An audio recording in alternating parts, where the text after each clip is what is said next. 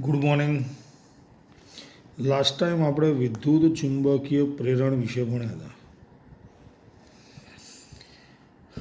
હવે એ પ્રશ્ન એક્ઝામમાં પૂછાઈ શકે છે. બરાબર. હવે આગળ વિદ્યુત ચુંબકીય પ્રેરણ પરથી ચાલતું ઉપકરણ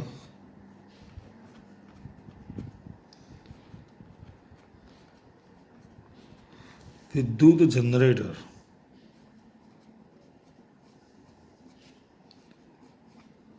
એટલે શું?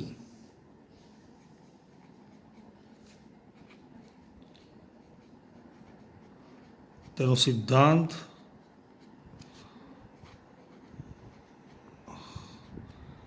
અને ઉપયોગ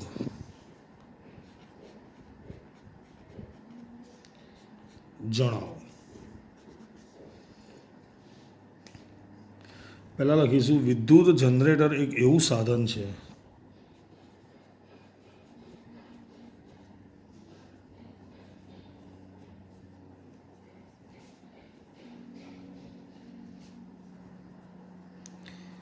એક એવું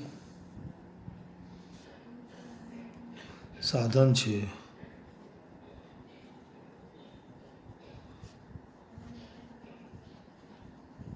કે જેનો ઉપયોગ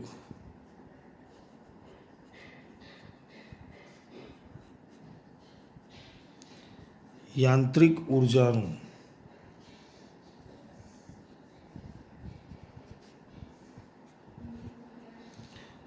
વિદ્યુત ઉર્જામાં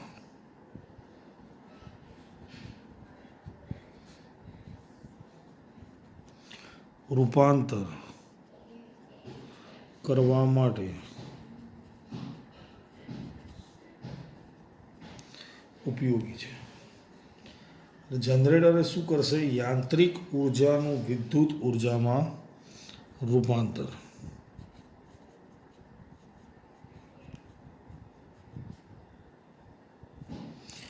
હવે આવશે સિદ્ધાંત. તે વિદ્યુત ચુંબકીય પ્રેરણના સિદ્ધાંત પર કાર્ય કરે છે. પછી આવશે તેનો ઉપયોગ.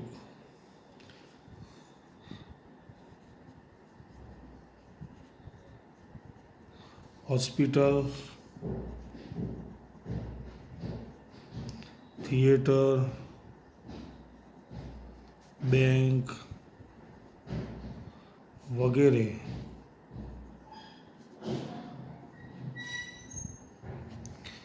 કટોકટી સમયે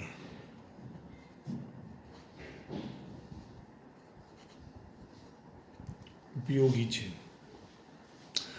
જનરેટર એક એવું સાધન છે જેનો ઉપયોગ યાંત્રિક ઉર્જાનું વિદ્યુત ઉર્જામાં રૂપાંતર કરવા માટે થાય છે.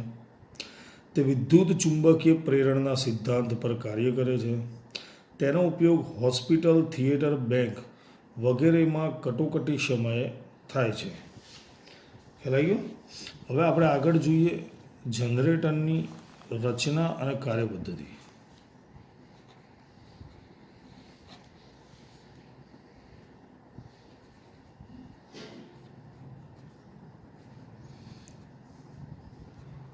વિદ્યુત જનરેટરની આકૃતિ દોરી. રચના અને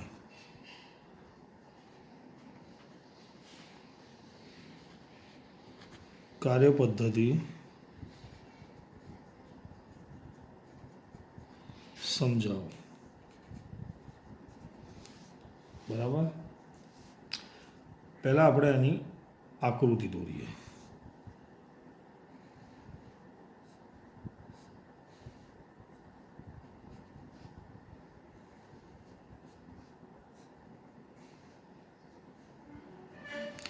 આજે કાયમી ચુંબક NS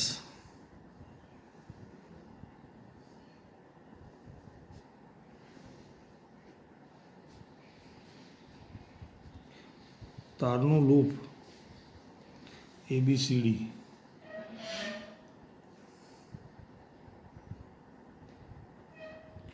એના બે છેડે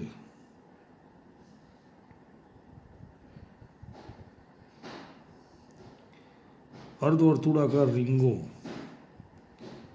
R1 અને R2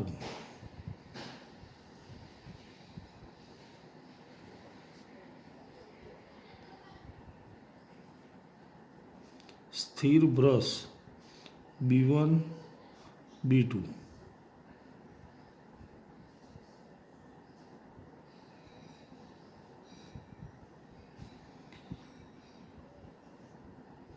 અહીંયા આવશે ગેલ્વેનોમીટર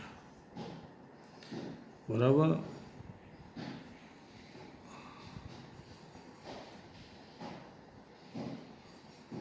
અને એક્સેલ પર જોડીશું ક્યાં જોડીશું એક્સેલ પર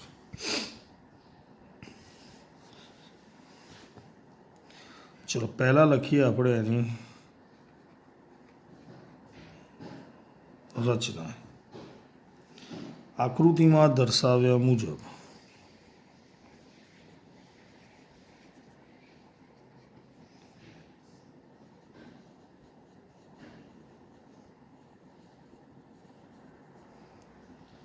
ચુંબકીય ક્ષેત્રમાં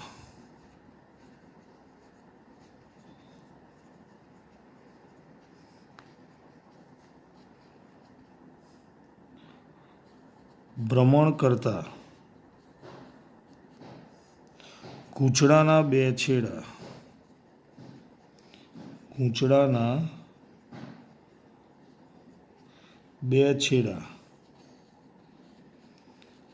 રિંગ R1 અને R2 સાથે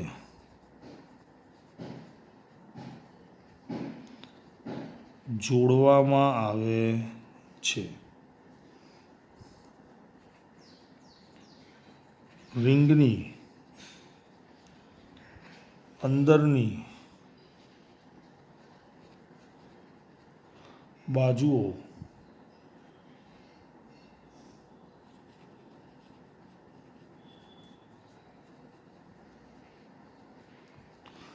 અવાહક હોય છે. બે વાહક બ્રશ B1 અને B2 ને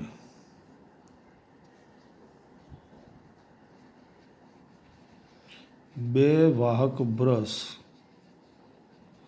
B1 અને B2 ને બંને રિંગ R1 અને R2 સાથે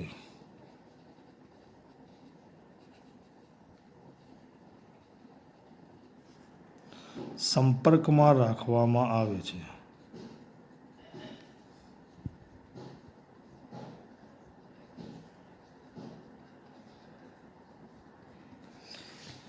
ચલો આ છે એની રચના. આકૃતિમાં દર્શાવ્યા મુજબ ચુંબકીય ક્ષેત્રમાં ભ્રમણ કરતા ગૂંચળાના બે છેડાને રિંગ R1 અને R2 સાથે જોડ્યું છે. રિંગની અંદરની બાજુ અવાહક હોય છે. બે વાહક જે ફરી શકે તેવા બ્રશ B1 અને B2 ને રિંગ R1 અને R2 સાથે સંપર્કમાં રાખવામાં આવે છે. ખ્યાલ આવી ગયો?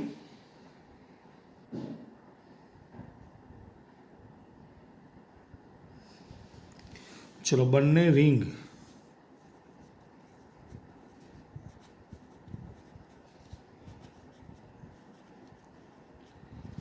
R1 અને R2 ને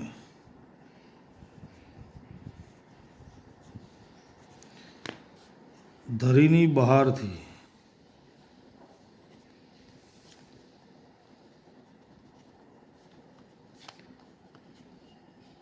યાંત્રિક રીતે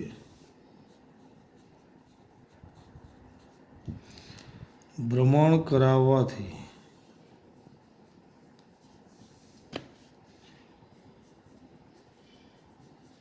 ગૂંચળું ચુંબકીય ક્ષેત્રમાં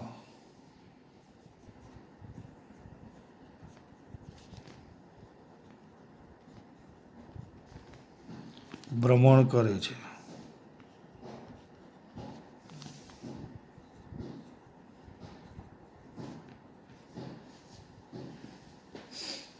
બંને બ્રશના બહારના છેડાને ગેલ્વેનોમીટર સાથે જોડવામાં આવે છે. બંને બ્રશના બહારના છેડાને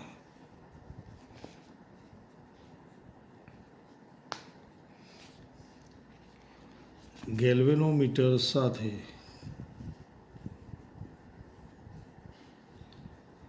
જોડવામાં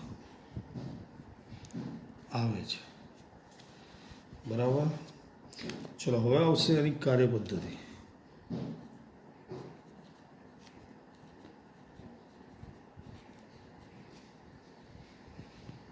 કેવી રીતે કાર્ય કરે છે.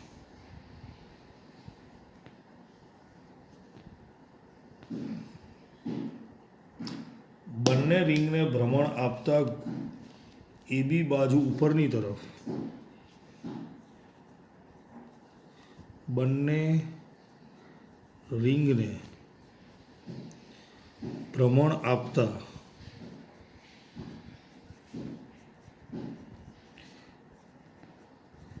એબી બાજુ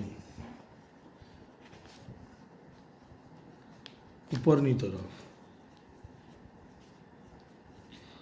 અને સીડી બાજુ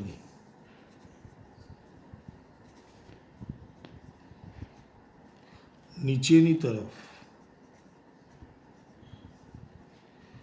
ગતિ કરે છે.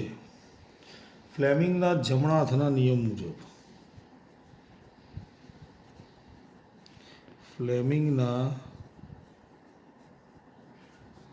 જમણા હાથના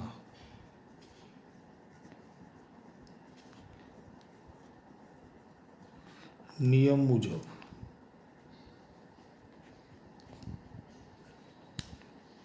પ્રેરિત પ્રવાહ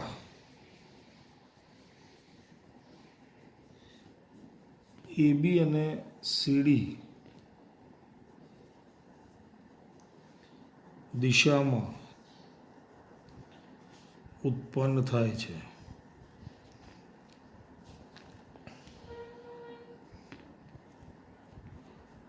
જે ગૂંચળામાં એબીસીડી દિશામાં વહે છે.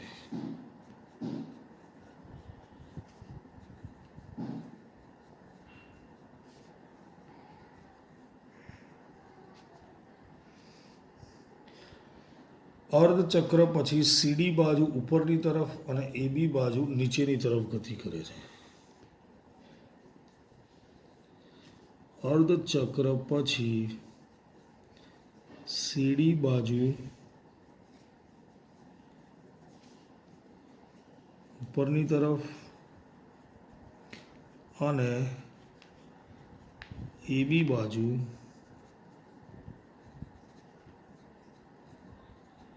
નીચેની તરફ ગતિ કરે છે.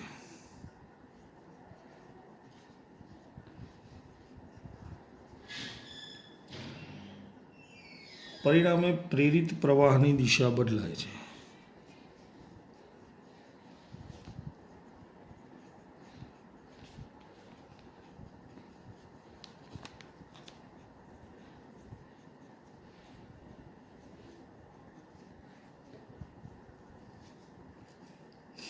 જેથી પ્રવાહ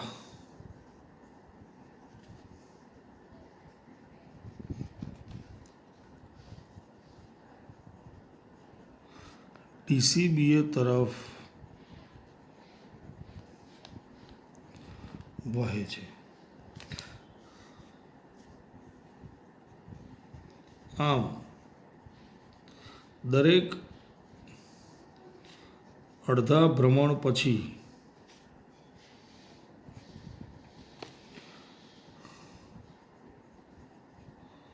પ્રેરિત વિદ્યુત પ્રવાહની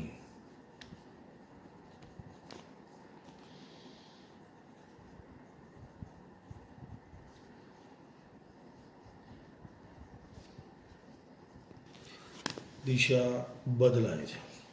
આ એની કાર્યપદ્ધતિ. જો આકૃતિમાં જોઈને ટ્રાય કરીએ.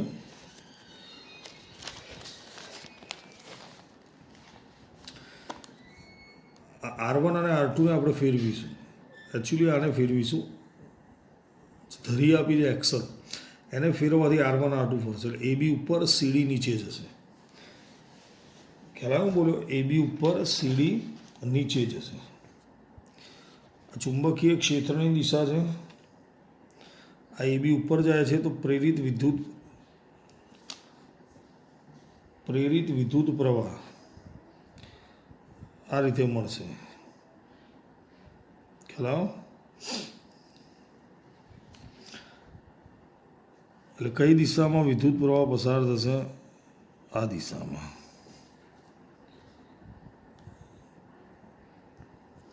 અડધું ચક્કર પૂર્ણ થાય ડી અહીંયા આવે, બી અહીંયા આવે, સી અહીંયા આવે, એ અહીંયા આવશે. આટલા બદલી થઈ જશે. એટલે દિશા પણ બદલાશે. પહેલાં AB ઉપર જતું હતું, હવે AB અહીંયા આવશે એટલે AB નીચે જશે. એની દિશા બદલાય એટલે પ્રેરિત વિદ્યુત પ્રવાહની દિશા પણ બદલાશે. પ્રેરિત વિદ્યુત પ્રવાહની દિશા બદલાશે. દરેક અડધું ચક્કર થાય એટલે પ્રેરિત વિદ્યુત પ્રવાહની દિશા બદલાય છે. ખ્યાલ આવી ગયો? હવે આ એક્ઝામમાં જનરેટર પૂછાશે નહીં, બરાબર? પણ આપણે તૈયારી કરીશું એની. ચલો આગળનો ક્વેશ્ચન છે. જનરેટર બે પ્રકારના હોય છે. એસી જનરેટર અને ડીસી જનરેટર.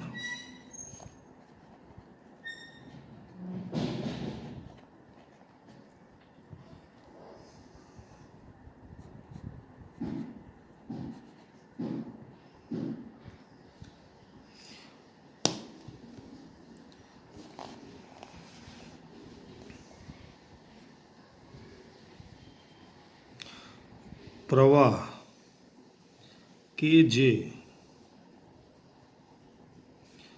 સમાન સમયગાળા પછી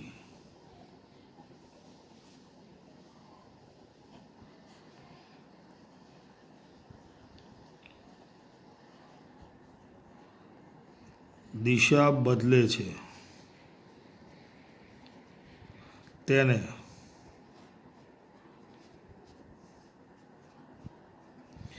ઉલટ સુલટ એટલે કે એસી પ્રવાહ કહે છે.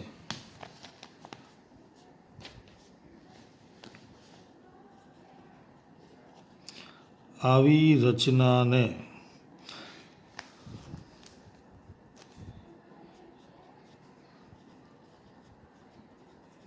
એસી જનરેટર કહે છે. ટૂંકમાં એસી પ્રવાહ ઉત્પન્ન કરે એ એસી જનરેટર. એસી મતલબ ઉલટ સુલટ, ધનથી ઋણ જશે, પાછું ઋણથી ધન આવશે, સતત દિશા બદલશે.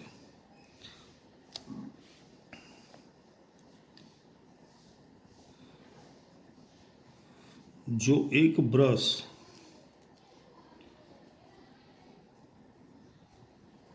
ચુંબકીય ક્ષેત્રમાં ઉપરની દિશામાં અને બીજું બ્રશ હંમેશા નીચેની દિશામાં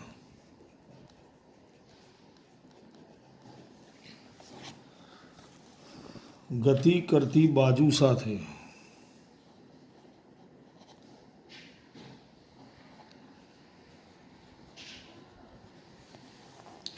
સંપર્કમાં રહે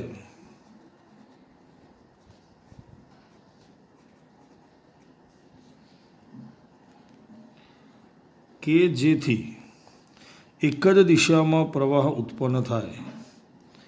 એક જ દિશામાં પ્રવાહ ઉત્પન્ન થાય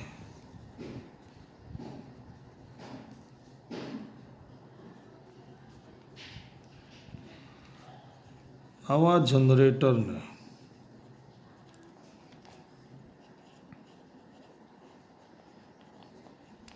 ડીસી જનરેટર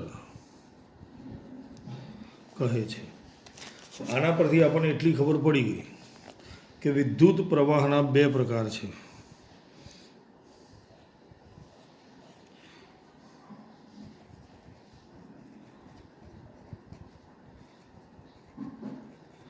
વિદ્યુત પ્રવાહના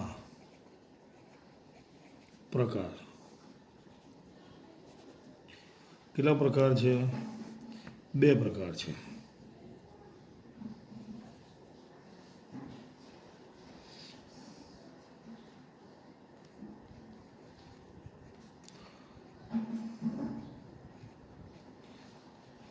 બે પ્રકાર છે.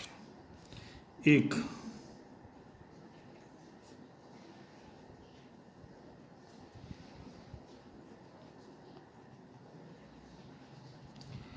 એકદિશ પ્રવાહ એટલે કે ડાયરેક્ટ કરંટ.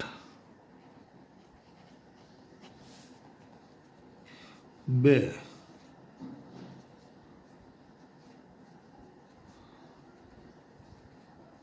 ઉલટ સુલટ પ્રવાહ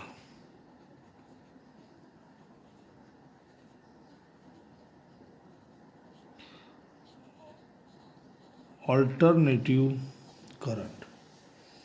એટલે વિદ્યુત પ્રવાહના બે પ્રકાર છે અને જેવો પ્રવાહ ઉત્પન્ન કરે એવા જનરેટરને, ધારો કે ડીસી પ્રવાહ ઉત્પન્ન કરે તો એવા જનરેટરને ડીસી જનરેટર કહીશું, અને એસી પ્રવાહ ઉત્પન્ન કરે તો એવા જનરેટરને શું કહીશું? એસી જનરેટર. ટૂંકમાં એના આધારે જનરેટરના બે પ્રકાર પડે. હવે આપણે એનો તફાવત લખીએ. આ બોર્ડની એક્ઝામમાં પૂછાયેલો પ્રશ્ન છે, ડીસી અને એસીનો તફાવત.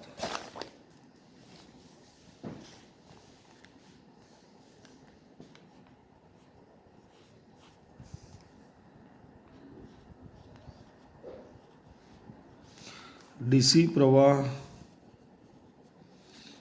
અને એસી પ્રવાહનો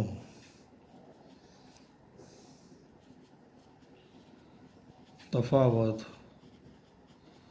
લખો. ચલો એના પહેલાં હું તમને ટૂંકમાં સમજાવું.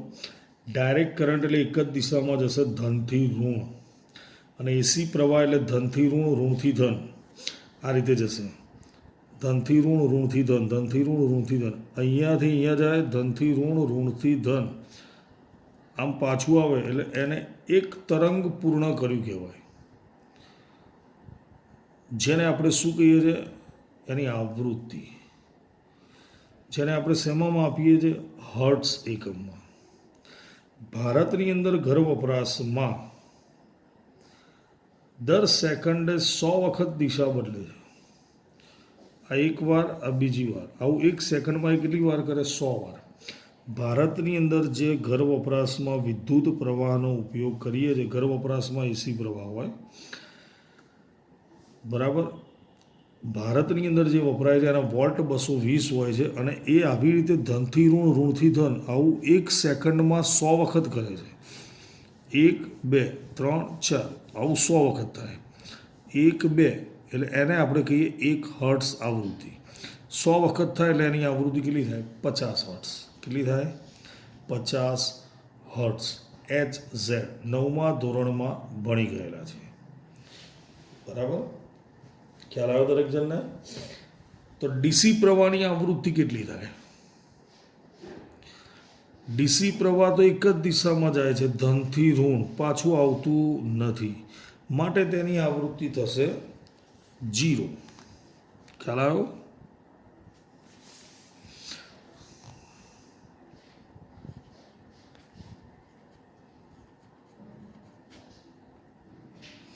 ચલો પહેલાં ડીસી પ્રવાહની વાત કરીએ. એકદિશ પ્રવાહ હંમેશા એક જ દિશામાં હોય છે.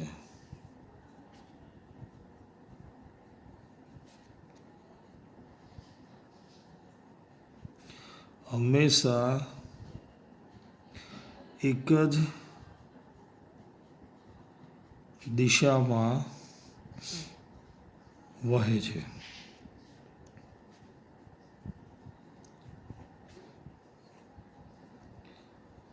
તેનું ઉત્પાદન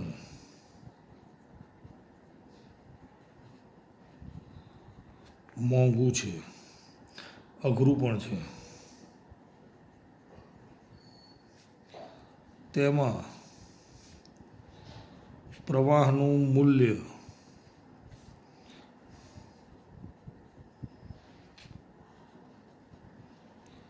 સમય સાથે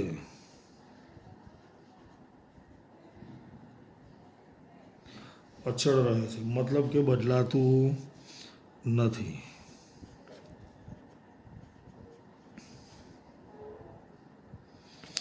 એસી પ્રવાહ એટલે કે ઓલ્ટરનેટિવ પ્રવાહ.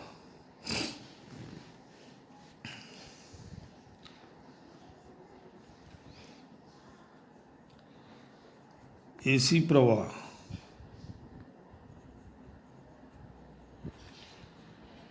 ધનથી ઋણ અને ઋણથી ધન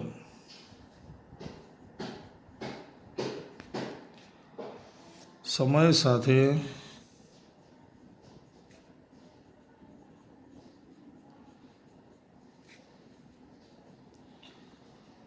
બદલાતો રહે છે.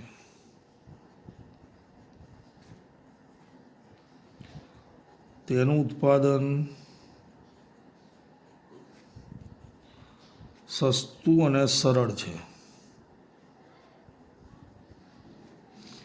તેમાં પ્રવાહનું મૂલ્ય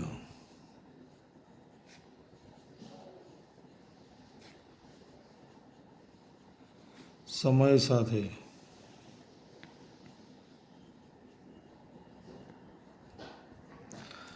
બદલાય છે. ખ્યાલ આવ્યો? આનું ઉત્પાદન મોંઘું છે, આનું સસ્તું છે, પ્રવાહનું મૂલ્ય અચળ રહે છે, પ્રવાહનું મૂલ્ય બદલાય છે, એક જ દિશામાં હોય, સમય સાથે દિશા બદલાય. 3 માર્ક્સમાં પૂછાયા. ડીસી અને એસીનો તફાવત.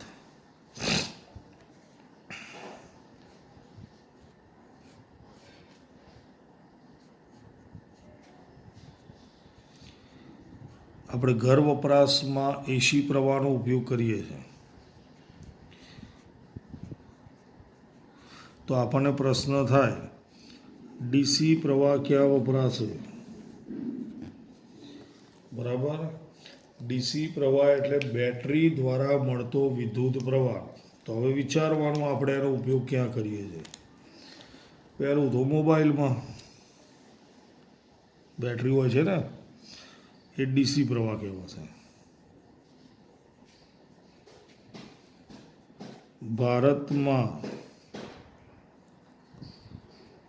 એસી પ્રવાહ દર સેકન્ડે 100 વખત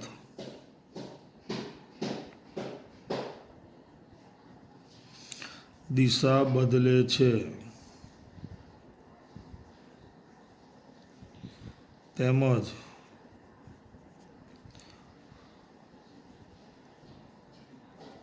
તેની આવૃત્તિ 50 હર્ટ્ઝ છે. ઉર્જાનો વ્યય કર્યા વિના વિદ્યુત પ્રવાહને દૂરના અંતર સુધી મોકલી શકાય છે.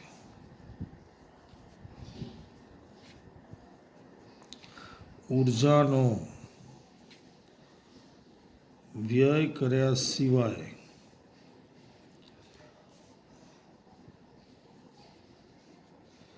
વિદ્યુત પ્રવાહને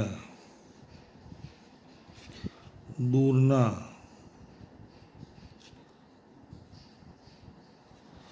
અંતર સુધી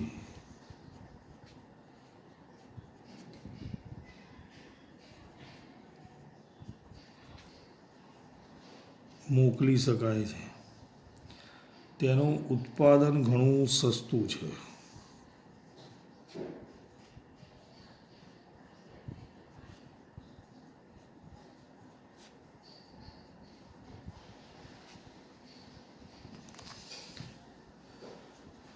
આ શું છે? એસી પ્રવાહના ફાયદા. ખ્યાલ આવી ગયો? ભારતમાં એસી પ્રવાહ દર સેકન્ડે 100 વખત દિશા બદલે છે, તેમજ તેની આવૃત્તિ 50 હર્ટ્ઝ છે. ઉર્જાનો વ્યય કર્યા સિવાય વિદ્યુત પ્રવાહને દૂરના અંતર સુધી મોકલી શકાય છે અને તેનું ઉત્પાદન ઘણું સસ્તું છે. ઓકે.